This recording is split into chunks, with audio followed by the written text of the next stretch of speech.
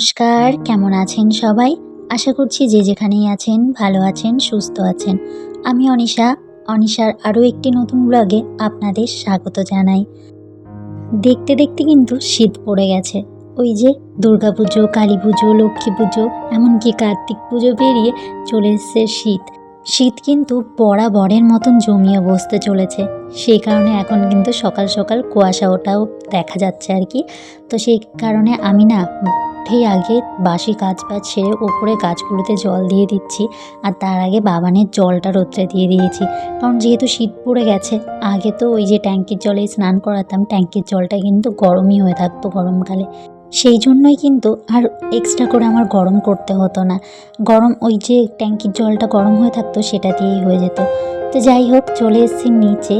এখন নিচে এসে বাসি কাপড় জামা ছেড়ে নিয়েছি, নিয়ে কিন্তু এখানে নিজের জন্য একটু বাটার টোস্ট করে নিয়েছি আর একটু চা করেছি, সকলকে চাটা দিয়ে এসেছি। বাটার টোস্টের কথা জিজ্ঞাসা করেছিলাম, সকলে বললো খাবে না, তো আমার জন্যই করলাম আমি। যার যার মতন যার যেটা ইচ্ছা সেটা দিয়েই খেয়েছে। আর আমার তো এই বাটার টোস্টটা বেশ দারুণ লাগে, সেই কারণে এই বাটার টোস্টটা দিয়েই চাটা আজকে খাচ্ছি। তো চায়ের সঙ্গে বাটার টোস্ট আমার খেতে দারুণ লাগে, মানে চায়ের সঙ্গে কি, চা ছাড়াও আমার বাটার টোস্ট ভালো লাগে। তো এখানে শীত পড়ে গেছে বলেই এখন মূলত চাটা আমার ব্লগে দেখতেই পাবে। ওইদিকে বাবান চলে এসেছিলো, তার মধ্যে দুধও চলে এসছে। দুধটা নিয়ে নিয়েছি, দুধটা বসিয়ে দিলাম, বাবানের দুধটা। আর এদিকে রান্নাবান্নার কাজে হাত দিতে হবে। উনানের দিকে আর যাওয়ার প্রয়োজন পড়েনি, গ্যাসেই রান্নাটা বসিয়েছি। ছিল 3 পিস চিংড়ি মাছ, আর ছিল কিন্তু কাতলা মাছ বা রুই মাছ, যাই হোক আমি ঠিক মাছটা চিনি না। তো সেইগুলোই আর কি এখানে ভাজা বসিয়ে দিচ্ছি। চিংড়ি মাছগুলো আগে ভাজা বসিয়ে দিলাম, তারপরে কিন্তু মাথাটাও এক সাইডে দিয়ে দিলাম। আর চিংড়ি মাছ ভাজতে কিন্তু খুব একটা বেশি টাইম লাগে না, তবে বড় বড় চিংড়ি ছিল তো সেই কারণেই আগে চিংড়ি মাছটা দিয়ে দিয়েছিলাম। তারপর মাছ ভাজাগুলো তুলে নিয়েছি, চিংড়ি মাছের ওই মাথাটা। আর এইদিকে যে মাছের পিসগুলো ছিল সেগুলোই কিন্তু এখানে দিয়ে দিচ্ছি কড়াইতে। তেলটাও বেশ ভালো গরম হয়ে গেছে। আমার কিন্তু মাছ ভাজা করতে বেশ ভয় লাগে, কারণ কখন ছিটে চলে আসে গায়ে, আবার কখন কি হয় সেটা বলা কিন্তু খুব দায়, বা মাছ ভেঙে যাওয়ার একটা ভয় করে আমার। তো যাই হোক, এখানে কিছু দিয়ে দিলাম জিরে দিয়ে নিয়ে তারপরে কিন্তু আমি কেটে রেখেছিলাম কচুর গাঁটি বা মুখি আর কিছুটা আলু, সেটাই আর কি দিয়ে ভালো করে কষিয়ে নিচ্ছি। আর এদিকে এই তরকারিটার ভেতরে দেবো আমি একটু ভাজা মশলা, মানে ধনে জিরে আর একটা শুকনো লঙ্কা দিয়ে আমি এখানে ভেজে নিচ্ছি। এটাই কিন্তু বেটে আমি দেবো। এটা কিন্তু আমি আমার শাশুড়ি মায়ের থেকে শিখেছি। আমার শাশুড়ি মা দেখি উনি ভাজা মশলাটা এটাই দিয়ে থাকে, সেই মতোই আমি কিন্তু দেখে করি, বেশ ভালোই লাগে। সব কিছু কিন্তু আমরা শিখে আসি না, সবার কাছ থেকে আমাদের শিখতে হয়। যাই হোক, এই পাশে ছোটো কড়াইতে বসিয়ে দিয়েছিলাম সিম আলু কেটে সেটা ভাজা, আর দুটো লঙ্কা চিড়ে দিয়ে দিয়েছিলাম। আর এদিকে একটুখানি করে নিয়েছিলাম শুকনো লঙ্কা, মানে শুকনো লঙ্কা ঠিক না, লাল লাল দেখে কাঁচা লঙ্কাই নিয়েছিলাম, সেগুলোই পেস্ট করে নিয়েছি। নিয়ে এই ভাজা আলু আর কচুটার ভেতর দিয়ে দিয়েছি। এবার ভালো করে কষিয়ে নিয়ে এর ভেতরে অ্যাড করব জল। দেখো লাল লাল করে ভাজা হয়ে গেছে আমার, প্রায় মানে কষানো হয়ে গেছে, তার ভিতর আমি জল অ্যাড করলাম। আর কালারটা কি দারুণ এসছে বলো! এরকম লাল লাল লঙ্কা যদি দেওয়া যায় না, কালারটা দেখে কিন্তু আমি মুগ্ধ হয়ে যাই। মানে খাওয়া যাক আর না যাক, খাওয়ার দেখলে আমার যেন পাগল হয়ে যায়। তো যাই হোক, প্রথমে কথাতেই আছে, প্রথমে দর্শনদারি তারপরেই কিন্তু গুণ বিচারি। তো সেই মতনই কিন্তু আগে আমাদের যে জিনিসটা দেখে ভালো লাগবে তবে কিন্তু তার আমরা গুণ বিচার করি। আমরা প্রত্যেকে কিন্তু এটা করে থাকি। তো এইদিকে আমি ওই যে একটুখানি জিরে ফোড়ন দিয়ে তারপরে কিন্তু তরকারিটা ফোড়ন দিয়ে দিয়েছি। আর যে ভাজা মশলাটা করেছিলাম, ওই যে প্লেটে দেখতে পাচ্ছ ভাজা মশলাটা করে নিয়েছিলাম, সেটা কিন্তু এখানে দিয়ে দিলাম আমি কড়াইতে। ঝোলের পরিমাণটা আমি এখানে একটু শুকনো শুকনো রেখে কিন্তু তরকারিটা আমি নামিয়ে নিয়েছিলাম। তারপর বাসনপত্র সব মাজা হয়ে গেছে, এই চুলোটাও মোছা হয়ে গেছে। তারপর চলে এসেছিলাম ছেলেকে খাওয়াবো বলে, ছেলের ভাত নিয়ে নিয়েছি। আর আমি কিন্তু আমার বাবানের জন্য কোনো সবজি বা তরকারি যাই বলো না কেন, আমি কিন্তু কখনোই আলাদা করে করি না। আমরা যেটা খাই সেটাই কিন্তু ওকে আমি খাওয়াই।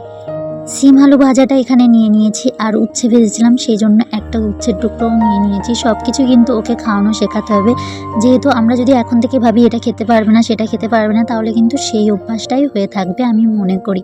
সেই কারণে সমস্ত কিছু আমি বাবানকে খাওয়াই। আর বাবানকে ছোটোবেলা থেকে অনেক রকমের সবজি খাইয়ে খাইয়ে দেখতাম ওর কিসে অ্যালার্জি আছে, সেই মতন কিন্তু কোনো কিছুতেই ওর অ্যালার্জি ছিল না।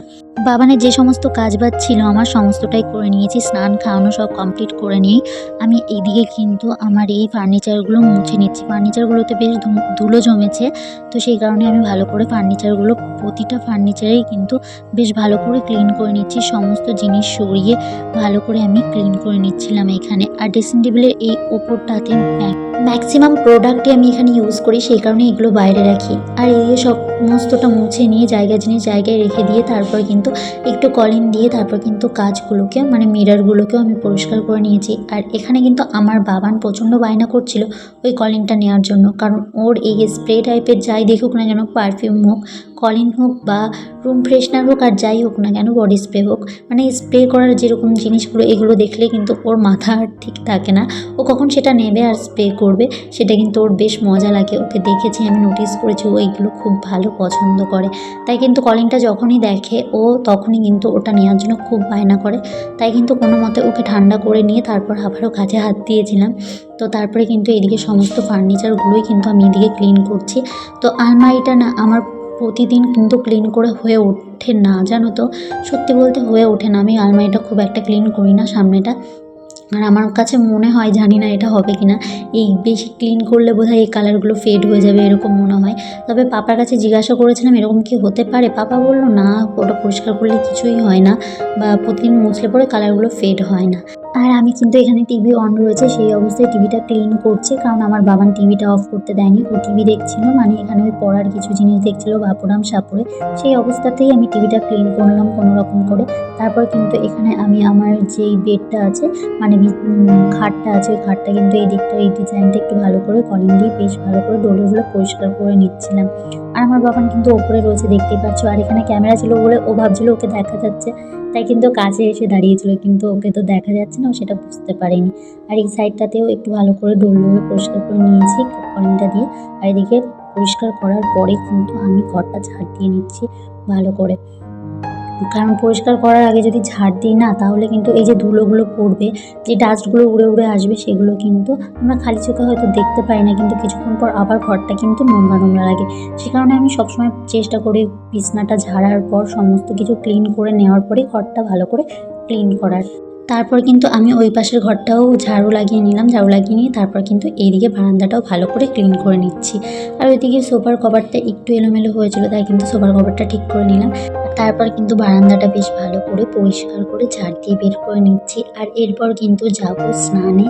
আর কি জানো তো, আমি প্রতিদিনই আমার প্রায় দিনই আমার রুটিন, মানে স্নানের আগে ঘরটা ঝাড় দিয়ে কিন্তু স্নান করতে যাবো, কারণ স্নান করে ফ্রেশ হয়ে ওঠার পর যদি পায়ে একটু বালি কিচকিচ করে না, তাহলে কিন্তু নোংরা জায়গায় পা দিতে খুব অস্বস্তি হয়। আমার কিন্তু একেবারেই ভালো লাগে না। সেই কারণে আমি সবসময় চেষ্টা করি মানে স্নান সারার আগে আমি ঘরটা পরিষ্কার করে ঘর সমস্তটা পরিষ্কার করে একদম ফ্রেশ ঘরে ঢোকার।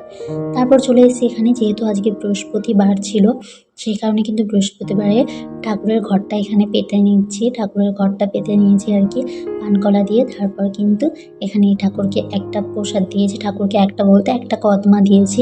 তোমরা কে কী বলো জানি না, এগুলোকে আমরা কদমা বলি। তো লক্ষ্মী পুজোর সময় প্রচুর নিয়ে আসা হয়েছিল দোকানে বিক্রি করার জন্য, সেই কারণে আমি নিয়ে এসে ঘরে রেখেছি।